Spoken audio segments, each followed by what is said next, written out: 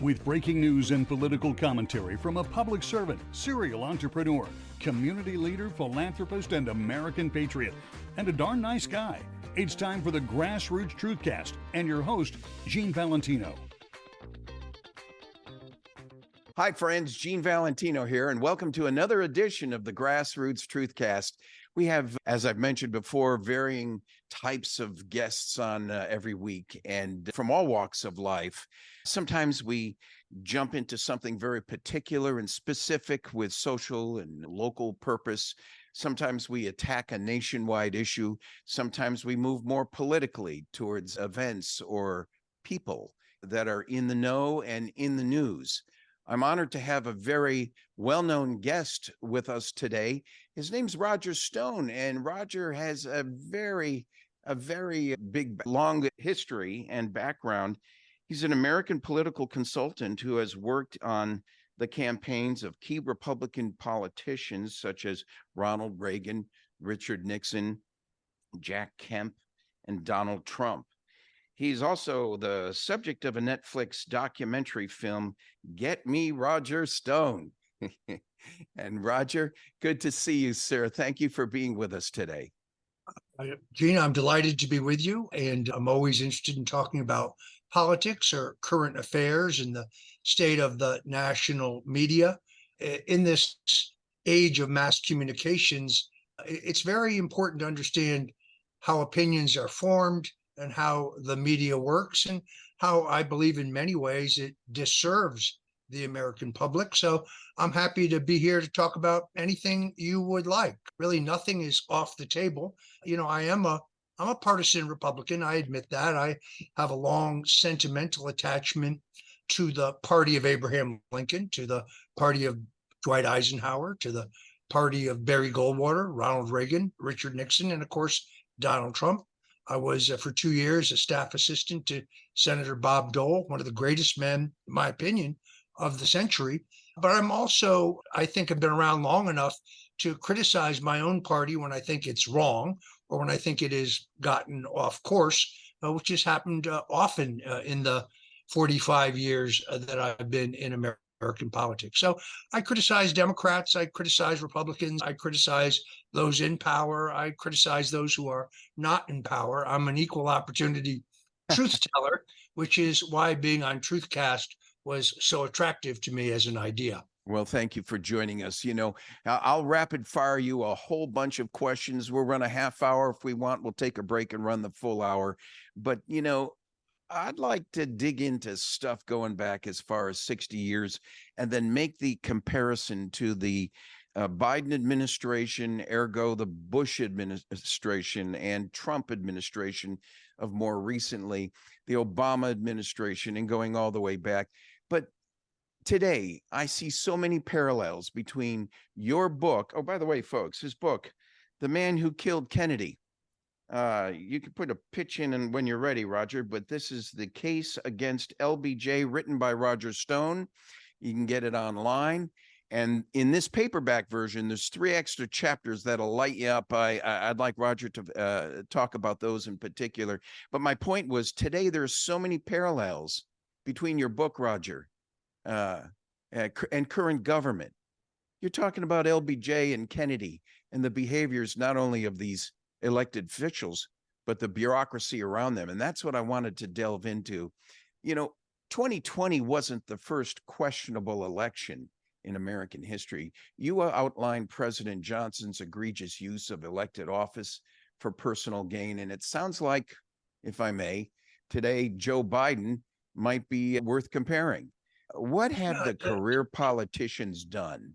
You raise a very, very good point. So that book, The Man Who Killed Kennedy, The Case Against LBJ, makes, I think, a compelling case using eyewitness testimony, fingerprint evidence, as well as deep Texas and Washington politics to make a comprehensive case that Lyndon Baines Johnson was at the center of a plot that involved the Central Intelligence Agency and the Secret Service, organized crime, big Texas oil, and the national banking establishment to replace John F. Kennedy.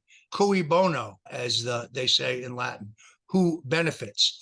Lyndon Johnson had the most immediate need because in 1963, he was the target of two investigations into his personal corruption. The Bobby Baker investigation. Baker was the Secretary of the Senate. He was Johnson's right-hand man. Johnson's quoted saying, "The first man that I see in the morning, the last man I see at night." Baker was also Johnson's bag man. So no major appropriation passed the U.S. Senate in the 1950s when Johnson was the Senate Majority Leader and had a vice grip on the U.S. Senate without a payoff to Lyndon Baines Johnson. Then there was the Billy Sol Estes investigation, which Sol Estes was a flamboyant Texas wheeler dealer who, through the influence of Lyndon Johnson, received multi-million-dollar agricultural contracts from the U.S. government for fertilizer tanks that never actually existed, but was kicking back to Johnson. So there were two active investigations into LBJ. Robert Kennedy, the Attorney General, John F. Kennedy's brother, had already begun telling people that Johnson would be dumped from the 1964 ticket and that he was going to go to prison. So Johnson, I argue, I think pretty comprehensively, moved first. It was Johnson's idea for Kennedy to visit Texas. It was Johnson's demand that the presidential motorcade go not on the freeway, which would have been the fastest and safest route from the airport to the merchandise mart, but go through Dealey Plaza. And I think that I make a pretty good case in terms of the motives of everyone involved and Johnson's individual connection to them. You can get that book, by the way, by going to themanwhokilledkennedy.com. Themanwhokilledkennedy.com is the easiest way to buy it. You can buy it from Amazon or you can buy it at Barnes and Noble. But if you buy it at themanwhokilledkennedy.com, your copy will be personally signed. And as you said, Gene, if you do elect to buy it from another source, which is fine, I still benefit from that. But I would avoid the hardcover version. Not that there's anything wrong with it, but after I wrote the hardcover version, I had so much information coming into me, as they say, over the transom, which I had to then go research and verify. I was able to add 3 shocking new chapters. So the book is not only a blow-by-blow explanation of the murder of John F. Kennedy and the evidence of Johnson's involvement in that plot, but it's also a personal portrait of Johnson himself as an individual who was epically corrupt and extraordinarily crude and, in fact, sadistic. Johnson was a chronic womanizer. He was a pill popper. He was an alcoholic. He was extraordinarily abusive to his staff and anyone who worked for him. He was a master flatterer. It was kind of his stock in trade. But he had an innate ability to seize on a man's weaknesses and then pound on them relentlessly to get that person to do whatever it was Lyndon Johnson wanted done. He kept a suite in the old Sheraton Carlton Hotel in Washington, D.C., which had a 2-way mirror in it, 2-room suite, where he filmed various members of the Senate and members of Congress and other officials in the Kennedy and the Eisenhower administration with prostitutes, both men and women, using that for blackmail, which is why Lyndon Johnson never put anything to a vote in the U.S. Senate where he didn't have the votes to prevail. And interestingly enough, it was Bobby Baker, Johnson's right-hand man, who introduced John F. Kennedy to a beautiful East German spy known as Inga, and that Johnson was able to use that information ultimately to even blackmail his way onto the Kennedy ticket in 1960 after he was vanquished at the Los Angeles convention by the hard-charging and very charismatic JFK. So, Roger, let me ask you right there. Now take that whole litany and compare it to the current Biden administration. What's the difference?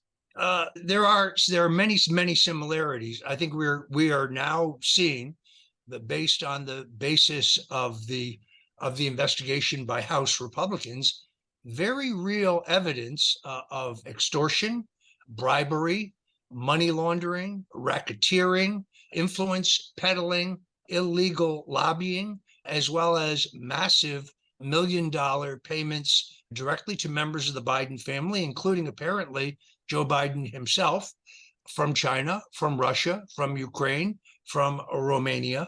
And I think this is just the tip of the iceberg. It's amazing to me, as aggressive as the House Republicans have been, and I think they could be more aggressive, by the way.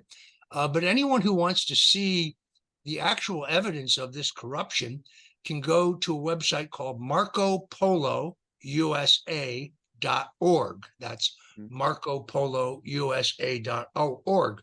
They have posted online all of the contents of Hunter Biden's actual laptop, but they have annotated it and footnoted it, and it is very well put together, not with interpretation, but with essentially guidelines so you can understand the context of what you are reading. And they identify 249 federal crimes, another, I think, 121 sex-related crimes, about 86 or 89 drug-related crimes that involve both Hunter Biden, but in many cases, these crimes involve Joe Biden himself, as well as Joe Biden's brother, Jimmy. So when it comes to corruption, I think Joe Biden and Lyndon Johnson are in the same ballpark. This turns out to be, as Donald Trump said, the most corrupt president in U.S. history. Yeah. Rapid fire between then and now. LBJ, use of his office for personal gain versus Biden. The Warren Commission versus January 6th. Your comment. Very, very similar in both cases. I mean, Lyndon Johnson and his wife had vast stock holdings in Bell Helicopter, General Dynamics, Sikorsky Helicopter. They made millions and millions of dollars on the escalation of the war in Vietnam. Joe Biden clearly took a bribe from a Ukrainian energy company to use his influence as vice president to get a prosecutor who was investigating his son and his business activities in Ukraine. So again, abuse of power and enrichment. I think in the case of the Bidens, we still don't have the full story. But what's very different is the role of the press. The press today, the media, I think is more biased than it was. You had more of an establishment orientation. So, for example, the fact that John F. Kennedy was an extraordinary playboy, was a chronic womanizer, but had an image as a wholesome family man, the whole Camelot image. There was not a reporter in Washington who didn't know that JFK was a player, but nobody betrayed that confidence. Nobody wrote that. Nobody reported it. Today, you have the same kind of, I think, camaraderie between the Democrats, between the establishment and the media. And therefore, while the coverage of Donald Trump has been extraordinary, if Trump jaywalked tomorrow, it would be a major front page story. But it appears to me that Joe Biden can actually steal millions of dollars or take millions of dollars from foreign sources, and that just doesn't get much coverage. It's really kind of odd, don't you think? Well, isn't this is something I wanted to pursue with you before we lose our hour's time, and that is the deep state behavior. Not just the elected official, but you were a bureaucrat. In effect, you were a staffer behind the elected official. And so are all these bureaucrats in government going back, J. Edgar Hoover in particular, that ended up manipulating and doing things behind the scenes, such as wiretapping, such as investigations, such as dark shadow initiatives that I'd like to pursue with you. But it seems it was much deeper and more pervasive then. And then when Donald Trump, coming down the escalator, brings up the notion around that time of his phone lines being wiretapped or him being bugged in some way, it's like, as you just mentioned with the press, it was a deer in the headlights. They just didn't hear it. No, in fact, they vehemently denied it. Leslie Stahl tried to tell him in an interview, there's no evidence of that. And of course, we now know, based on the John Durham report, that there was very definitely a illegal use of FISA warrants to spy on Donald Trump and his top staff members. the day of his inauguration. Above the fold on the front page of the New York Times, there was a story that said that Roger Stone, Paul Manafort, and Carter Page, three supporters of Donald Trump, were all under wiretap surveillance to monitor our communications with, quote unquote, the Russians. By the way, I had no communications with the Russians to monitor.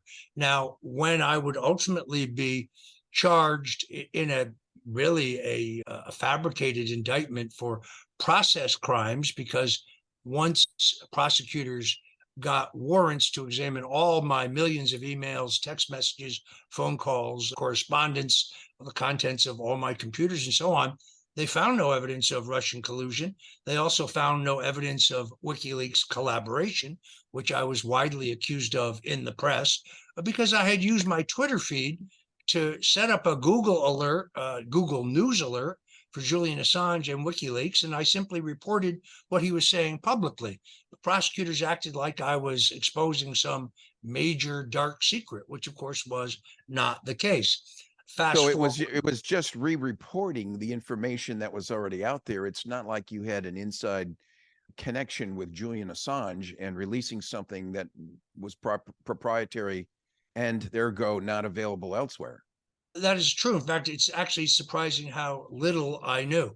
I did have a source, a New York radio journalist who was in touch with Assange, or at least was in touch with Assange's people through an attorney. He told me what Assange had already said in public, that WikiLeaks had an enormous amount of information on Hillary Clinton and that he was going to publish it in October. That all turned out to be accurate.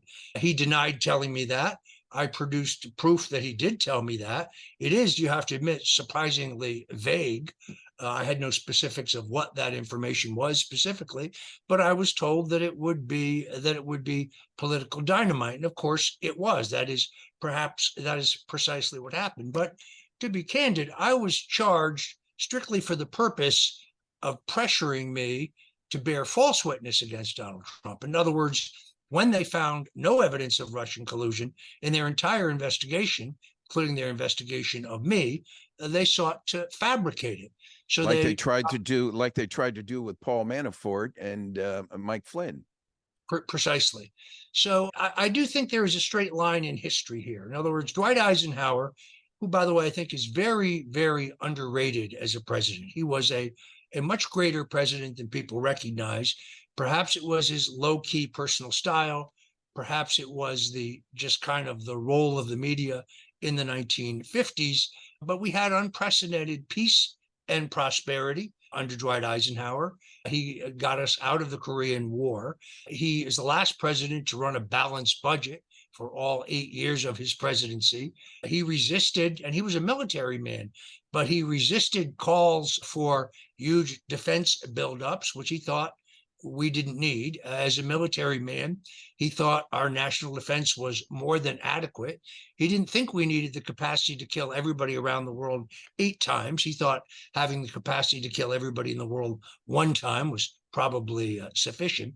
He was a very great president, but on his way out, he warns us about the growing power of the military-industrial complex.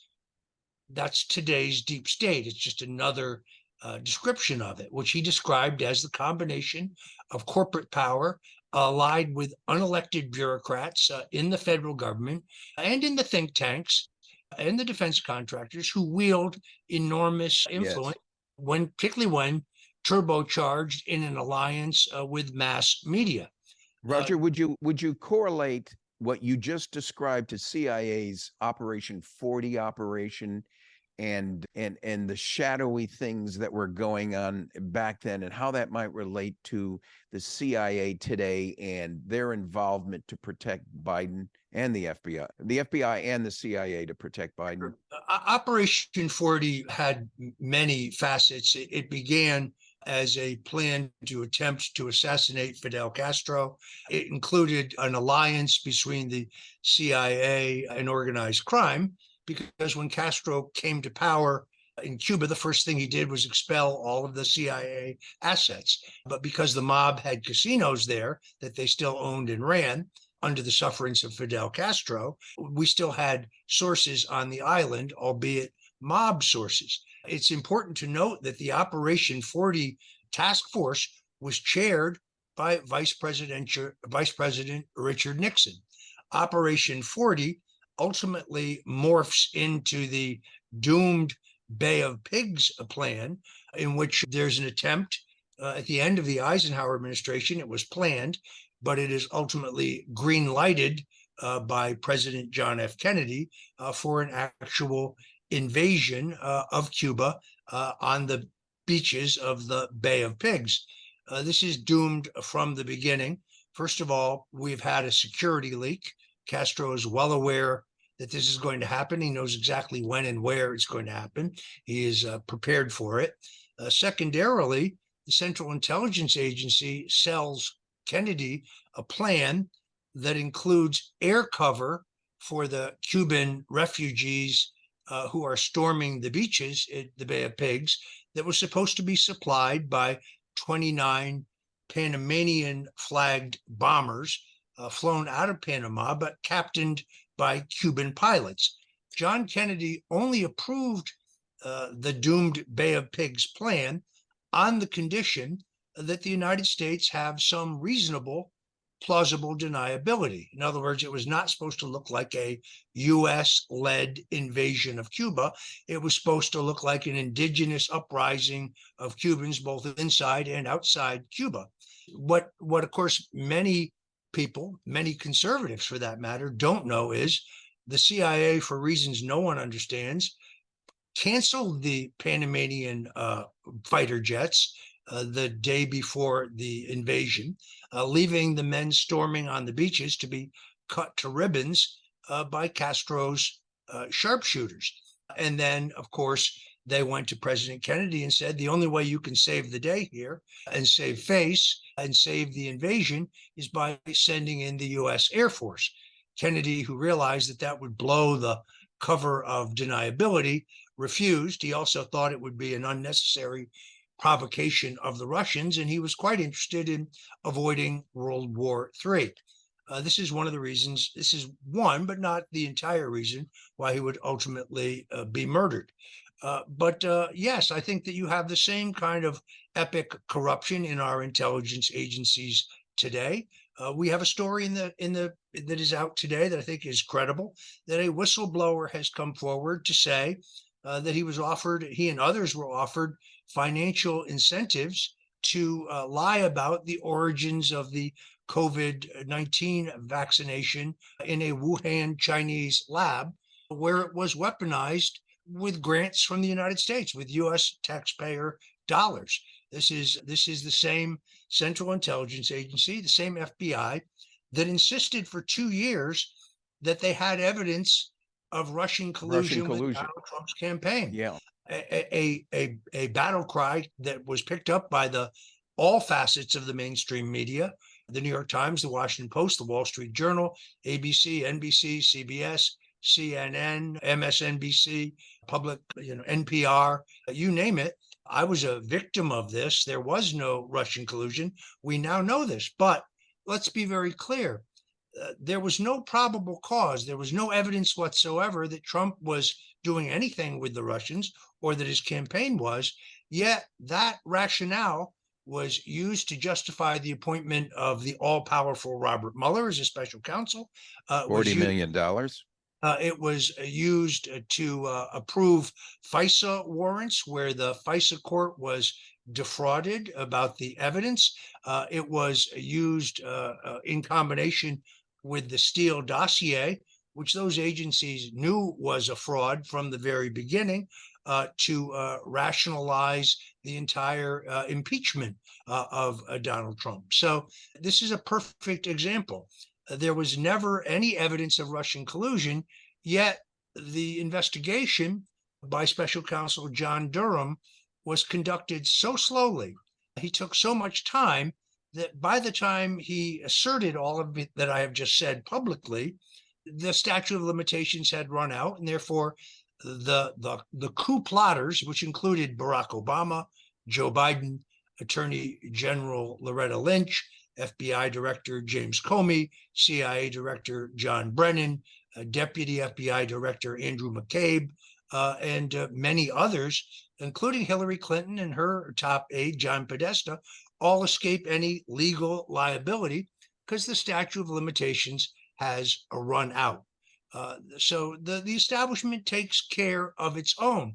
We now know Roger. the truth. We now know the truth, but the truth has no consequences. Yeah, I would like to close on the interview in the next quarter ahead on Nixon and specifically Trump and your relationship with Trump and as it relates to Biden. You've been a strong supporter in the early days with Nixon.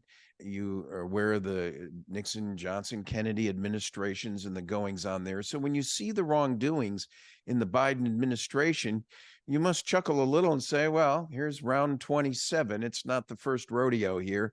The bad behavior continues, and here's how in the next generation it seems to be evidencing itself. But before I get to Trump and your relationship with him, you referred to Richard Nixon as one of the greatest comebacks in American history.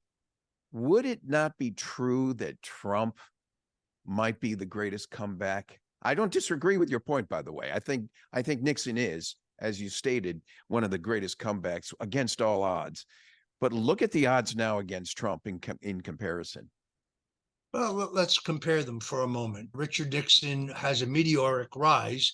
Let's recognize that he goes from being released from the U.S. Navy to being vice president of the United States in 6 years, 4 years in the House, 2 years in the U.S. Senate, onto the national ticket and vice president of the United States. 6 years from being a private citizen, who, by the way, records being in New York City, going law firm to law firm with his resume, looking for a job. On the day that Dwight Eisenhower is being celebrated in a ticket tape parade on Wall Street, Nixon looks out the window in the skyscraper where he is interviewing with a law firm to see Dwight Eisenhower driving by and being acclaimed in a ticker tape parade. And 6 years later, he is Dwight Eisenhower's running mate for vice president. So that is a meteoric rise by anyone's estimation. And he spends 8 years very carefully preparing his own bid for president. He specifically uses it to develop an expertise in foreign policy. He travels the globe on behalf of the Eisenhower administration. He meets Winston Churchill. He meets Charles de Gaulle. He meets Konrad Adenauer. He meets with the heads of all the states in Africa, most of the leaders in Europe and the Middle East. He develops an encyclopedic knowledge and understanding of geopolitics in preparation for a bid for president. Then in that campaign for president against the less experienced John F. Kennedy, he makes a series of egregious mistakes, including, I think, agreeing to 4 debates with the more telegetic Kennedy, pledged to visit all 50 states, which is physically debilitating when he should have just focused on a handful of swing states, as Kennedy did. He actually never makes the most important decision of his campaign, which is whether he is going to seek to break into the heretofore solid Democratic South, where the Republican Party is beginning to emerge, or whether he's going to focus on the big industrial states in the Midwest and the Northeast, where Eisenhower had done extraordinarily well. So he tries to split the difference by agreeing to visit all 50 states. It's a horrific mistake. He bumps his knee on a car door, gets a staph infection, is hospitalized for 2 weeks after Labor Day. He sees Kennedy crisscrossing the country, going through the swing states, starting to build up a slight lead. Nixon comes roaring out of the hospital, still on antibiotics, still running a fever, 15 pounds underweight. He does 5 state stops on his way to Chicago. He shows up in Chicago completely and thoroughly exhausted. They say at the lighting test for the debate, his face was as gray as his suit. And he, I think, makes a classic misunderstanding about the medium of television. He doesn't realize that how you look is every bit as important, perhaps more important than what you have to say. But in that debate, that first debate, he fails to be properly made up. Kennedy looks like a bronzed god. That's because when Nixon arrived in Chicago, he went to his hotel room to cram in preparation for the debate, whereas Kennedy went to the roof of the hotel with two gorgeous hookers to sunbathe and prepare for the debate. The debate was a disaster. Kennedy was offered makeup. He said, no, no makeup for me. Whereupon he went to his dressing room where his private makeup man, who had been flown in from New York, made him up. Nixon went to his dressing room where his advisors begged him to allow him to be made up. He refused, ultimately agreeing to use a product called Lazy Shave, which was a powder that was used to conceal a 5 o'clock shadow. Anyway, the Kennedy advance men turned off the air conditioning in the studio. It became unnormally hot. Nixon found himself on defense in the debate as John F. Kennedy, who was thought to be more liberal than Nixon, attacked him from the right, said that we weren't doing enough to remove Castro.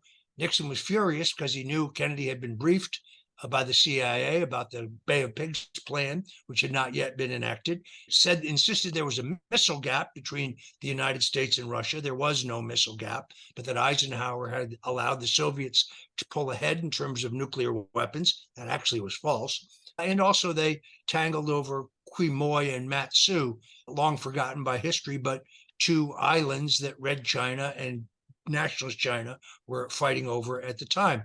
So Kennedy, an ardent anti-communist, came at Nixon not from the left, but from the right, leaving Nixon on the defensive, and he started to sweat. And before long, the powder on his face began to run. He literally melted down on national television.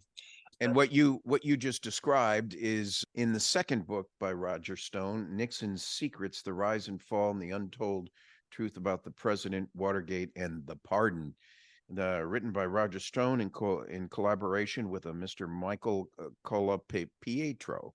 And what I'd like to do is take a break at this moment and just take a breather, and we'll be back right after this.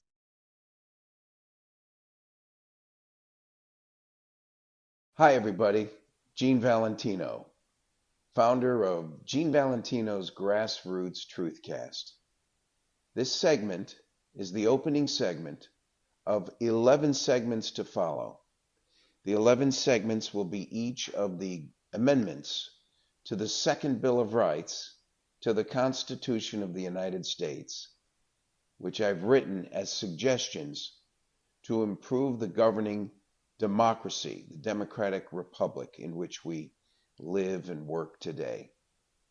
You know, the Constitution of the United States is a document written to protect the people from the overreaching government power, the overreaching government hand. And it's supposed to be able to unite people based on respect and individual liberty and freedom. It presumes that our government is one that succeeds, that governs less, not governs more, meaning of the people, by the people, and for the people. The republic, which is why we call it a democratic republic, has more to do with the concept of a decentralized form of government. In fact, in the early days, our founding fathers reached out to the different states of the nation in just that way and asked them to sign on to this thing called the Declaration of Independence and then the Constitution. And to do so, it was a way of gathering the many together of different cultures, different religions, different ways of life, and ask them to form one united America. It was a difficult challenge, but one that worked and has worked longer and better than any other governance in this world. But over the decades, over the 2 centuries, and more so recently, we've seen an acceleration of dysfunction, bad behavior, deceit, treachery, and abuse of that beautiful democratic process. And for that reason, I've proposed this Second Bill of Rights. This Second Bill of Rights complements the first Bill of Rights, the first 10 amendments to the Constitution, and the 17 more. A total of 27 amendments to the Constitution exist today. This Bill of Rights I propose is the second Bill of Rights, 11 more amendments to the Constitution. I'd like you to sit back and join me. Take one or two of these in sequence. Obviously, you'll find them on the website, which is where you've seen this, www.genevalentino.com, the second Bill of Rights on the top tab toolbar of the website. The first one and the other 11 will follow. Stay tuned.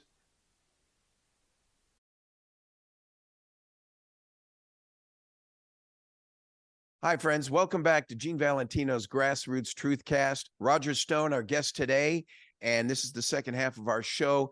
Roger, thank you for being with us. I really appreciate the insight you bring historically that goes back generation or so, because I'm of the same age as you, and we're from the same state of Connecticut, and we've had some similar business engagements over the years, but our passion has always been government and politics. And for the folks to know, he served very closely and became a good advisor of Richard Nixon in the early days. So he brings to the table the past and the present and now the future.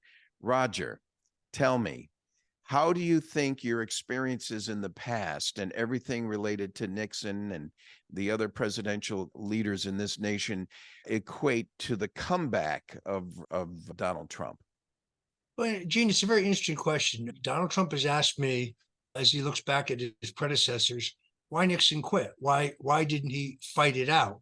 I mean, Nixon was most definitely a fighter, not a quitter, as is Donald Trump. But the difference is that you had a monolithic media in 1973 and 74. There were 3 national television networks. There were no national newspapers. You had some very large, strong regional newspapers. The New York Times, the Washington Post were not yet national newspapers because you had no internet. And news magazines, which don't even exist anymore, Newsweek, Time, Life, Look, Fortune, were enormously influential. We don't even have them anymore. Their logos have been purchased, websites have been opened in those names, but they are a shadow of their former self. And today they don't have any objectivity there. So for example, Newsweek is actually owned by the Daily Beast, and it is just a recycle of the liberal line on any news item. So the difference was that Nixon had no platform, no internet from which to launch a counteroffensive. When he punched back, when he said, for example, I am not a crook, when he was accused of being a crook, all he got was ridicule. Had the internet existed in 1973 and 4, I think he would most definitely have survived. Donald Trump is no less disliked by the media than Richard Nixon was, but the difference was he has an access to internet, which they've tried to curtail substantially. But had there been no internet in 2016, had he not mastered the use of the tweet, for example, and alternative net-based media, I don't think he ever would have been elected president. Now, the campaign of censorship by the social media giants is a recognition that they inadvertently, by having a free, fair, open playing field on the internet, led the way for a more democratic, small d, election, in which, in all honesty, today, Gene Valentino has as much influence as the New York Times if he can get online. And he has but to jump in there, Roger, don't you see the difference, though? Yes, there's more social media and platforms that Trump has at his disposal than Nixon had. However, look at the censorship they're causing. Well, that's because it was a recognition of what had happened, and therefore they're trying to put the toothpaste back in the tube. The amazing thing about Trump, however, is that he became very polarized. He was the subject of 4 years of relentless attack. Half the people in the country still believe there was some Russian collusion, even though it has been now completely and thoroughly debunked and disproved by the U.S. Justice Department and by Special Counsel John Durham. but it is still ingrained in an enormous number of people who are casually watching the news. And we're told this over and over again by the three major networks, by the major newspapers, and by at least one of the major cable networks. So he has been So the victim. He's been the victim, as Nixon was, of a tremendous polarization. so what's When the secret? So what's the secret sauce now? What's I know you still support Trump, but and so do I, but what gets him over the finish line against the odds against him now? I think that the people are wising up, and therefore, does anyone think that he would stand charged of these totally fabricated crimes in New York or in Florida or in Georgia or in DC if he were not leading in the polls?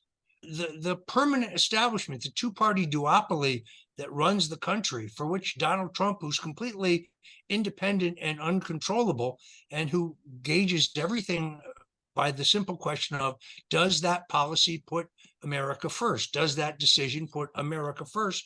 Scares the daylights out of the permanent political establishment, and it particularly scares the daylights out of the intelligence agencies and the Department of Justice, where he is vowed to clean them out.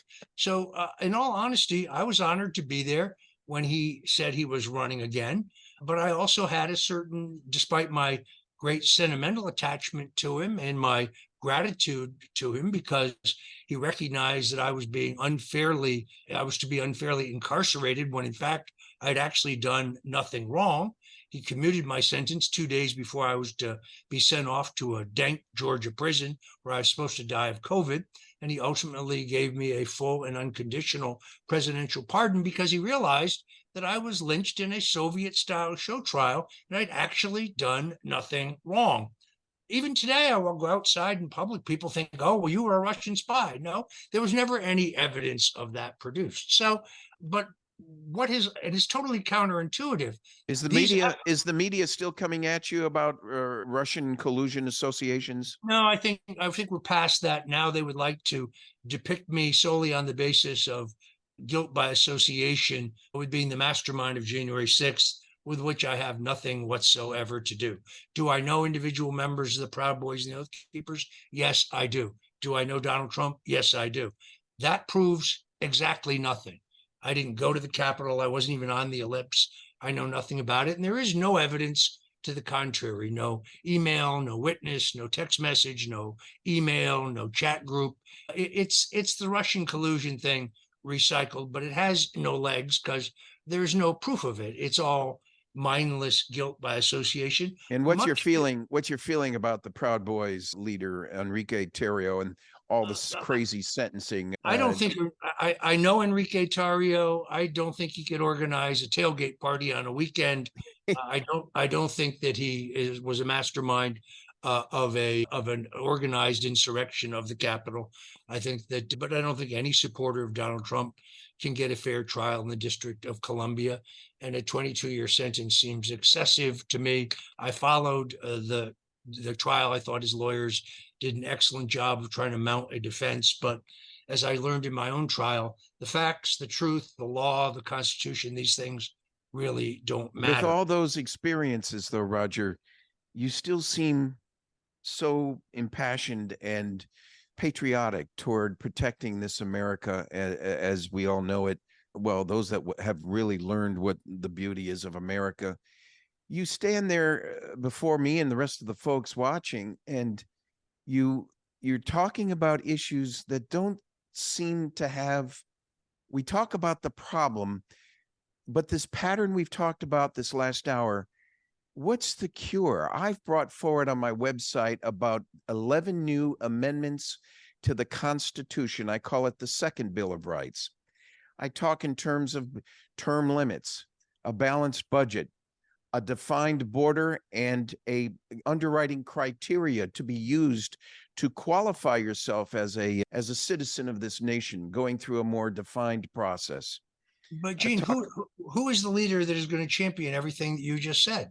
You need a leader. The answer. Well, the Congress. What's wrong with me? Amendments from the Constitution to the Constitution are not likely to occur under the structure and operation of this Congress.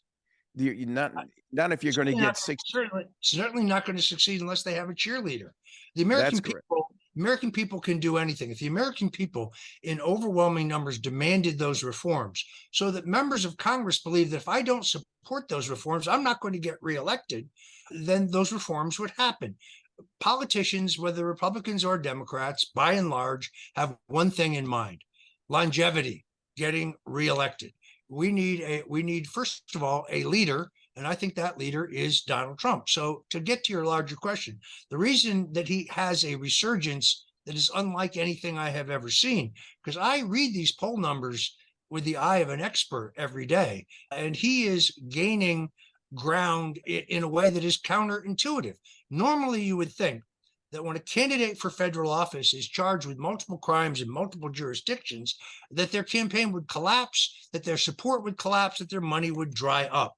But the exact opposite effect of these attempts to interfere in the election. I think most people realize that things were much better for them under Donald Trump. The price of gasoline was lower, the price of groceries was lower, the rate of inflation was lower. We had a record stock market. We didn't have any new wars. We didn't have a disastrous pullout of the troops that he brought home. And he brought home a lot of troops from the Middle East, but not with disastrous consequences. By the way, Biden's mistake was not withdrawing from Afghanistan. That was a continuation of a Trump administration policy. It was the manner in which he did it, which left our allies inside Afghanistan naked and set up, without the drone attacks that Donald Trump had used to cover our retreat, for the takeover of Afghanistan and for the seizing of all of literally billions of dollars of sophisticated military equipment. So Trump's foreign policy was one of strength and unpredictability. I have no doubt whatsoever that Vladimir Putin would never have invaded Ukraine because he was unsure about what Donald Trump would do. Trump told him point blank, if you invade Ukraine, I'm going to hit Moscow with everything we have. And Putin said, you will not do that. And Trump said, try me. And I said, How about this? How about the notion that, and I'm going to speak as if I'm Donald Trump for a second. I'm Donald Trump, and here's what I'm willing to admit. I'm willing to admit that my one biggest mistake is that I surrounded myself with people who ended up being untrustworthy. I surrounded myself with people who did not deliver. Now, there's few people in his cabinet that should be ever honored. But let's remember, before I talk about Nancy Pelosi, Chuck Schumer, Adam Schiff, Eric Swalwell, and I could name another 6. Before I go there on the Democrat side, what happened to Rex Tillerson, Mad Dog Maddox? And I feel sorry for Mike Flynn, but what happened to him? Why is it that Pence was so dogmatic about helping Trump decide to push him out? What happened to Trump, to me, was a circling of the wagons by people who were lying to him and not being truthful, and his own inner circle was to be challenged. There's one guy who didn't do that, and his name's Roger Stone. You want to comment on the others? Well, to be very clear, I was never part of this administration, but I think Donald Trump, in all fairness, being a non-politician and having no Washington experience, came to Washington, first of all, believing that you could run government like a business, which unfortunately you probably cannot, although we should. Secondarily, believing there were two teams, the Republicans and the Democrats. The Republicans were for him, the Democrats were against him. He expected the Republican Party to rally around him loyally as they had around Ronald Reagan, who was also an outsider. In the 45 years that I have been in the political arena and in 13 national presidential campaigns, I've never seen anything like this phenomena. Normally speaking, when a candidate is charged in multiple jurisdictions with federal crimes or state crimes, their candidacy collapses, their money dries up, and they are finished. This is counterintuitive, but given the nature of the crimes, Trump is essentially being charged with challenging the outcome of the last election, which any American has an absolute First Amendment right to do. He's also charged with seeking to collect information documenting voter fraud or voter irregularities or anomalies in the election. I think the American people see through this. If does anyone believe Donald Trump would be prosecuted today if he weren't leading by heavy double digits for the Republican nomination? Does anyone believe it would be prosecuted as if he isn't at a minimum in a dead heat with Joe Biden? Although several polls this week that I respect in terms of their methodology actually show him with a small lead, which is completely antithetical given today's news flow. So that which does not kill him, make him stronger. His candidacy has, in an odd way, been turbocharged. I think early on when he announced he was running again, fundraising was slow. Now his fundraising has been turbocharged. He's brought in more than $30 million in small and medium donations from donors who can give again and again. And about 80% of them are new donors. He continues to bring in small and medium-sized contributions from his previous donors, whereas his leading rival, who is barely in second place now, Governor Ron DeSantis, I think made the mistake of depending on a small circle of millionaires and billionaires bundling and giving large contributions, in many cases having now maxed out, as well as in many cases having lost confidence in his ability to make ground in this race. Roger, do you see any alliance coming between Trump and DeSantis? I think that is unfortunately an impossibility. The president believes, I think correctly, that he is solely responsible for the rise of Ron DeSantis.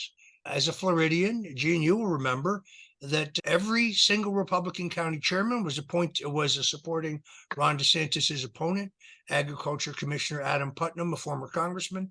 Every single member of the Republican State House and State Senate, where they have a majority, the Speaker of the House, the President of the Senate, every Republican member of the congressional delegation, with the exception of my friend Matt Gaetz. So the Republican establishment was monolithically for Putnam. It is only Donald Trump's tweeted endorsement that reinvigorated the doomed candidacy of Ron DeSantis.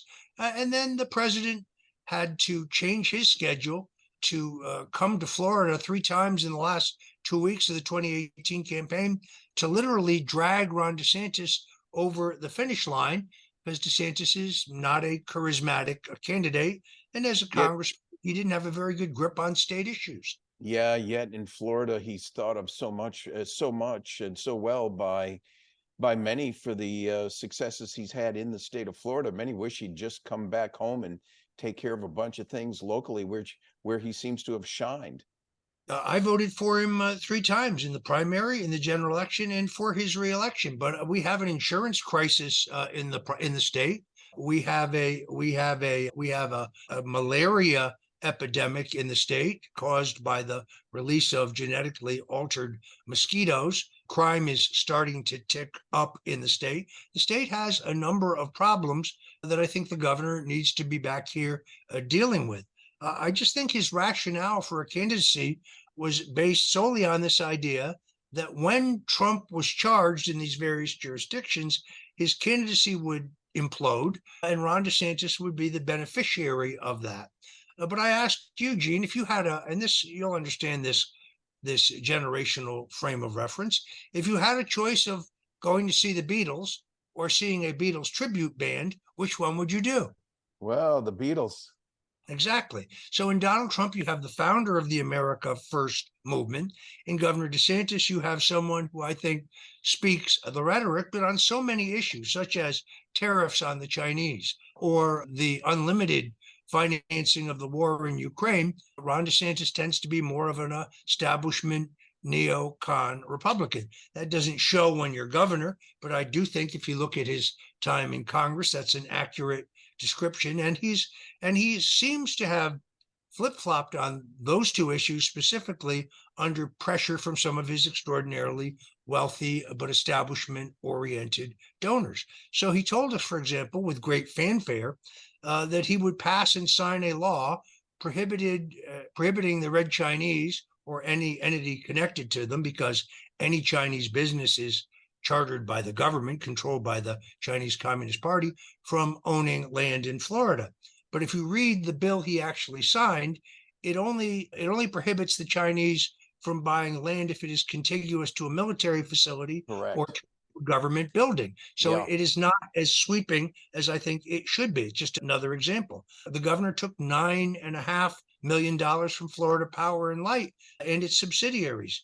We got a 22% increase in electricity rates, the highest single increase in electricity rates in Florida history, approved by Ron DeSantis's regulators. If your home was destroyed or badly damaged in any of the two hurricanes we have just had, and your insurance company is offering you pennies on the dollar, not nearly as much as you need to replace your property, you can no longer sue the insurance company. They're immune from lawsuit under a tort reform bill signed by the governor after he took a $4.5 million contribution from the insurance industries. This list goes on and Yeah. on. So I think, in all honesty, his unfavorability rating is rising in Florida, and he's a two-term governor in a state that has term limits, so he cannot run for another term as governor. I don't think he's going to be the Republican nominee for president. He is now beginning to try to tamp down expectations, saying that a second place finish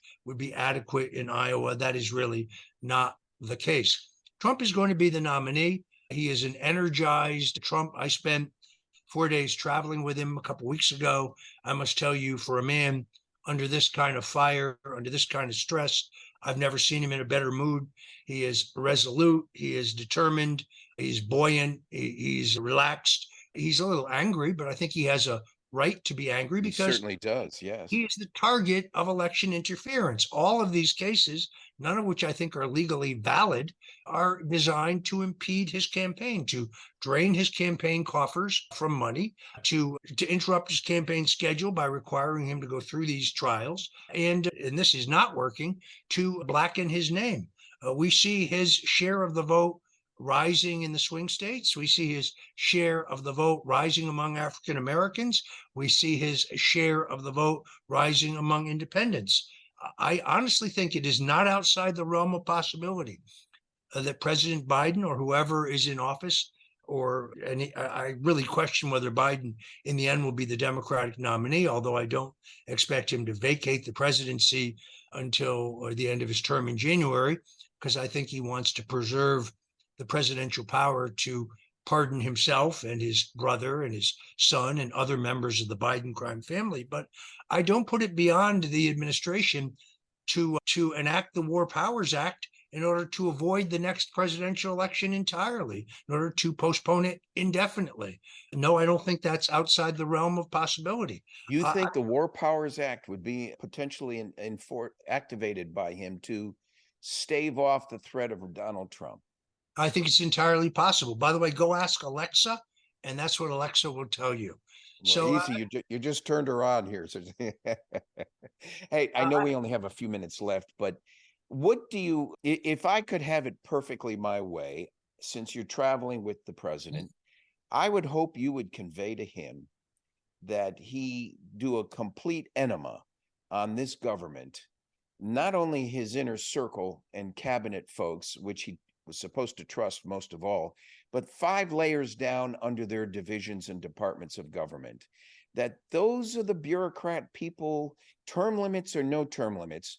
Those are the 30, 40-year veterans of this government that have been working behind the scenes and caused not only Donald Trump his problems, but in my opinion, I think they are the puppeteers behind Joe Biden right now.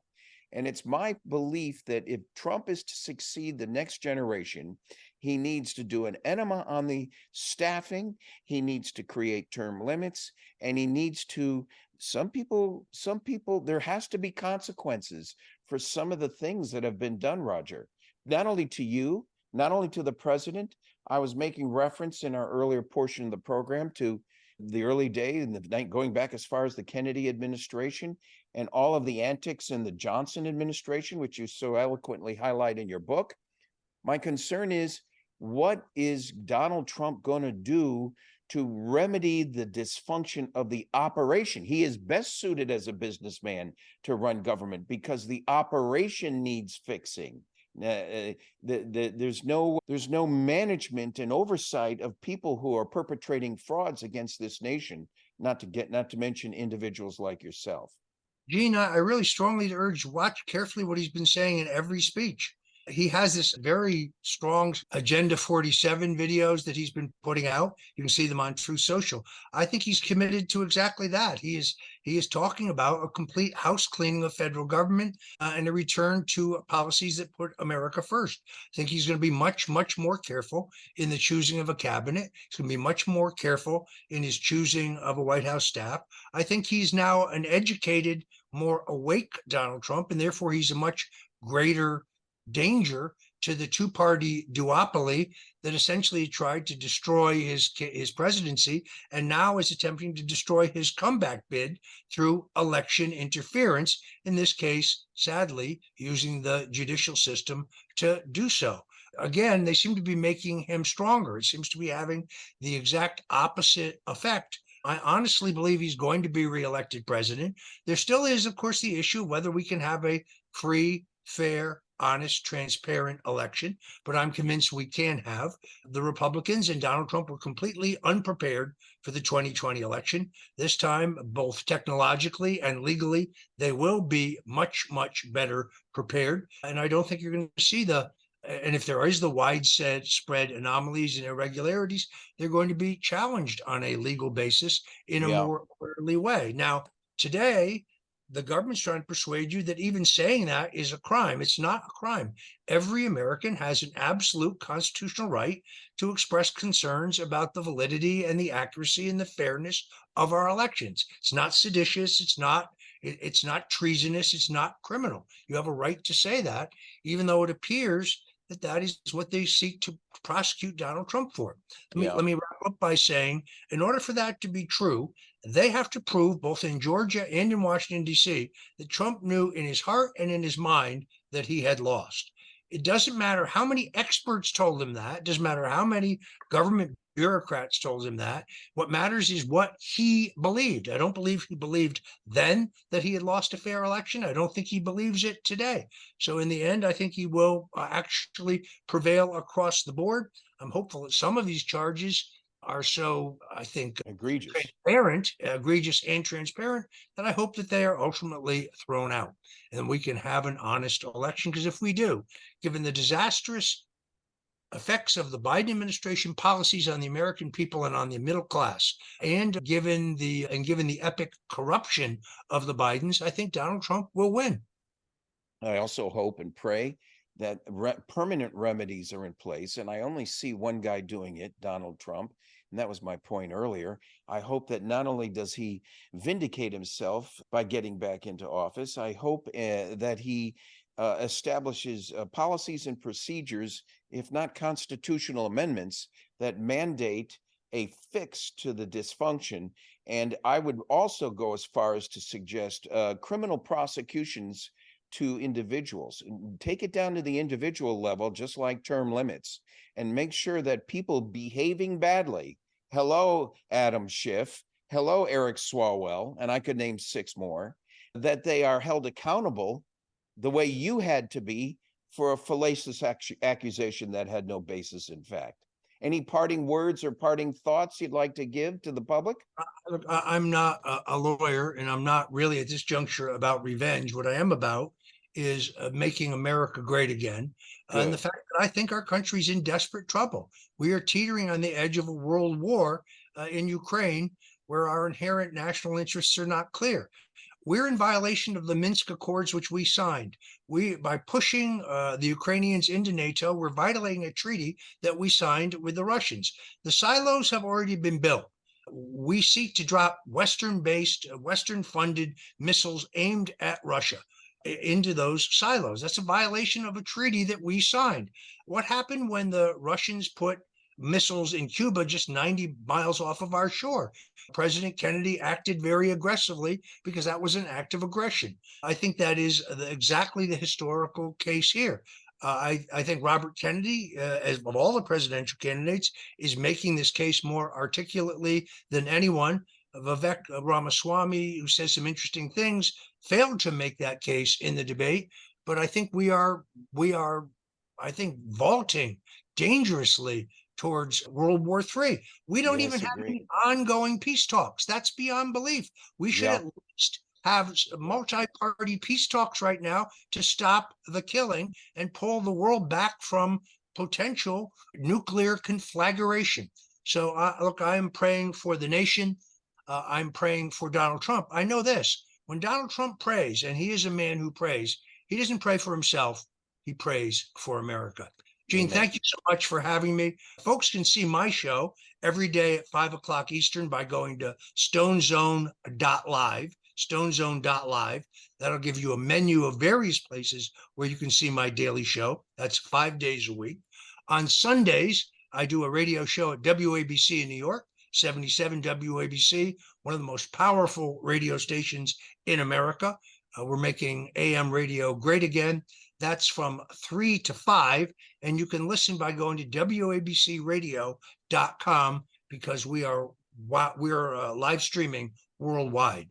And then if you're interested in my books or anything that I'm writing and talking about, go to stonezone.com. You can see the past and the current episodes of my show, The Stone Zone. You can also read some of the things that I have written. The store is there. There's a lot of videos. I think you'll love it. If you're interested in all things Roger Stone, go to stonezone.com. Gene, thank you, and God bless you. God bless you too, Mr. Stone. Thank you for saving me some effort on the close.